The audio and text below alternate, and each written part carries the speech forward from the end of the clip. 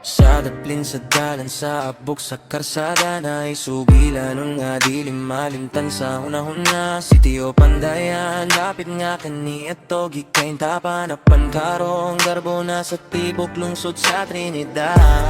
Kani ato init pa sa kalayo nga among dugo, walay atras ay bisan kinsay makasugat sa kanto. Hambot maldito, sigit pangitag gubot, ang kumo mauy tubag sa mata kalagot. Mami ay manumbag, walay gila nga balaod, sa kangitngit sa gabi kami ang hari sa palibot. Apan ang kinabuhi dili dula, dili lang basta gara-gara, namatyan miga-migo, sakit nga dili mahanaw sa huna-huna. Dito nagsugod ang pagmata sa among mami, ngaw nga kalangat nga ang tinuod nga isog dili sa akong mo kundili sa pagbago maganat. Kini ang Sitio Pandayan, dili nasama sa una.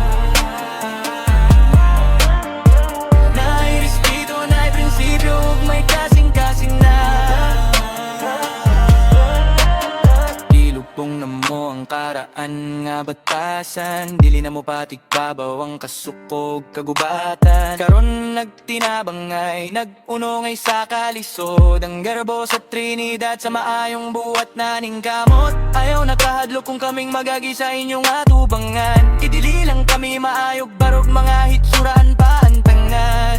Dili sa'yo ng pagbiya sa karaan nga dalalanapan para sa among amigo nga nitaliwan. Ipakita na mo nga ang iyang kamatayan na ipulos, nga ang taga Pandayan sa kayuhan na nagakos. Yeah, kini ang Sitio Pandayan, dili nasama sa unan.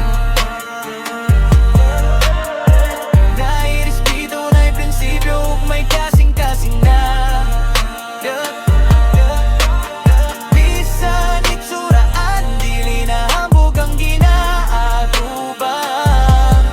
Kayang tingod nga nalalaki sa sako nga dalag nagpadulo.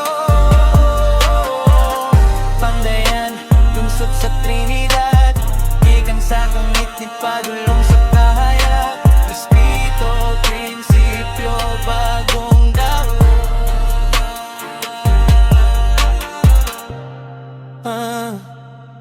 Na na